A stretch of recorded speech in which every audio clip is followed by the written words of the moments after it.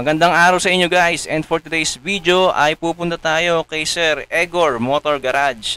Dito yan sa Maturanok, Gimba. At magpapakabit tayo ng MDL lights at loud horn para sa ating Honda Airblade. Let's go!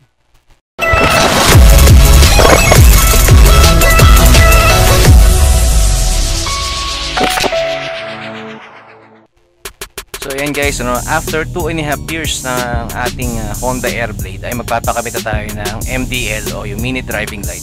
So makakatulong sa atin yan pagka nagmamaneho tayo ng gabi at madaling araw. Same thing sa loud horn, magagamit natin yan pagka madaling araw. Makakasabay tayo, marami tayong truck na nakakasabay sa daan pagka madaling araw. And mas mapapansin yung ating pag-overtake sa kanila kapag tayo ay naka loud horn. So dito tayo guys magpapakabit kay Sir Egor Motor Garage dahil napalitaan ko ay napakahusay daw ng kanilang mga technician dito at malinis yung kanyang gawa. Disclaimer lang pala para sa mga makakapanood, hindi po ito sponsored ni Sir Egor. So Sir Egor, baka naman. Sa mga gusto pala guys na magpagawa dito kay Sir Egor Motor Garage ay maganda magpa-reserve na kayo agad, magpa-booking na kayo. So 500 pesos lang naman yung hinihingi nila pang reservation or down payment para sa booking. Dahil umagang-umaga pa lang, hindi pa nag-open yung kanilang shop, ay talaga naman jam-pack na yung mga nagpupuntang motorista rito. Galing pa yan sa iba't ibang probinsya. Meron dito galing Bulacan, galing Dingalan. So yan nga guys, tinira na agad ni tropa itong ating Honda Airblade. So kitang-kita nyo naman sanay na sanay yan sa pagbaklas ng mga flarings. So ito palang flarings ng Honda Airblade, isa yan sa pinakamahirap baklasin at at the same time pinakamahirap din ikabit. Pero dahil nga experience na tong si tropa sa pagbabaklas ng mga flarings, kita nyo basic lang sa kanya yan.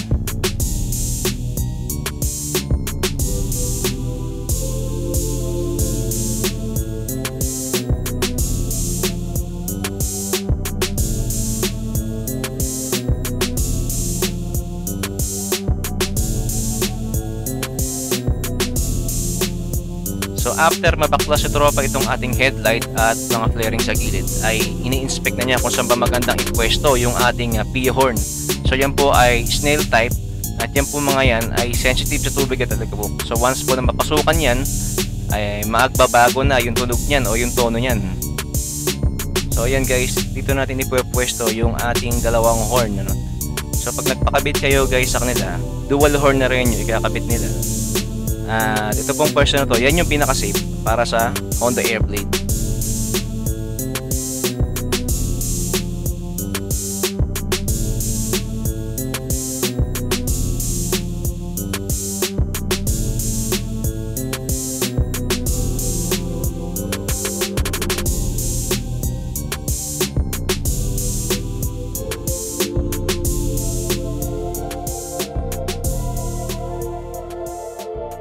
So yan guys, magpapakabit din tayo ng underglow, harap at likod yan para sulit yung punta natin.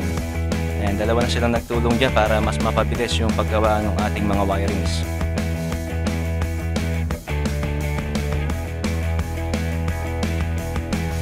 Tip ko pala guys, pagka gusto nyo magpa-wiring ng motor ninyo, piliin nyo yung mga shop na gumagamit ng shrinkable tube. Yung kasi yung pinaka-advisable para sa wirings ng mga sasakyan natin.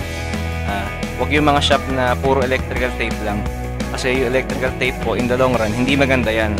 Pag na-expose sa init yan, lumulutong yan, at pag na-expose naman sa alagabok, nawawala ng dikit yan. Tendency yan, maaari mag-cause yan ng short sa mga wiring system natin.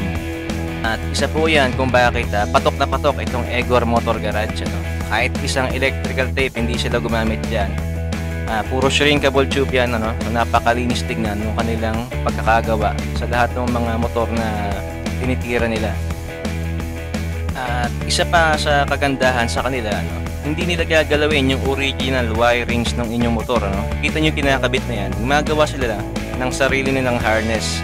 At yung pong kanilang ginagamit na mga materials dyan, talaga namang di kalidad. So yung buong proseso po pala nung pagkakagawa nila sa motor natin, inabot po yan ng 5 oras. Sinimulan din ito ng alas 9 hanggang alas 2 ng hapon. So kung gusto niyo magpagawa sa kanila, tip ko ay magpa-reserve na kayo agad at pumunta kayo ng maaga sa kanila. So mag-open po yung shop nila ng 9 AM. About naman po sa presyo, talaga naman medyo may presyo yung kanilang talent fee rito, no? Pero sulit naman yon kasi masisiyahan kayo sa linis ng gawa nila sa inyong mga wirings.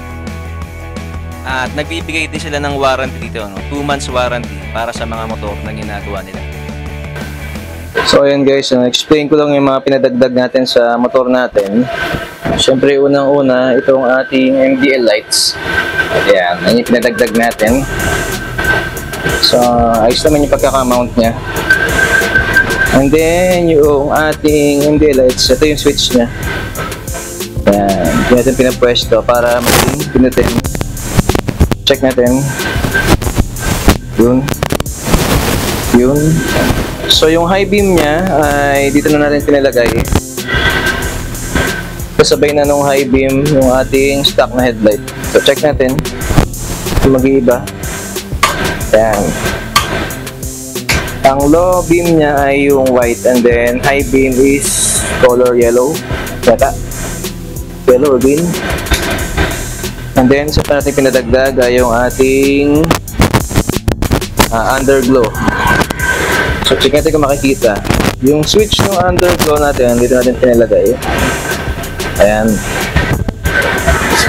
So ayan, kulay blue yung ating underglow. Pero pag nag-try na tayo, magiging red siya. Ayan.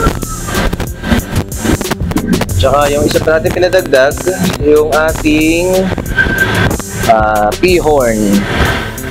Ayan. So meron din yung rapid horn. Sabay na rin yan, mga combo lights na rin yan. Siyempre may switch din yan. So yung switch natin, tinatago natin yung switch, ano. So pwede natin ibalik sa stock. Ayan, naka-stock na yan. At the same time, nakapatay na rin yung kanyang combo lights. Pero pwede pa rin mag-rapid. Rapid horn. So yun guys, sana nagustuhan nyo yung ating video. And kung gusto nyo magpakabit, kontakin nyo lang si Sir Igor Moto Garage. And don't forget to like, share, and subscribe to my channel, Sir Next TV.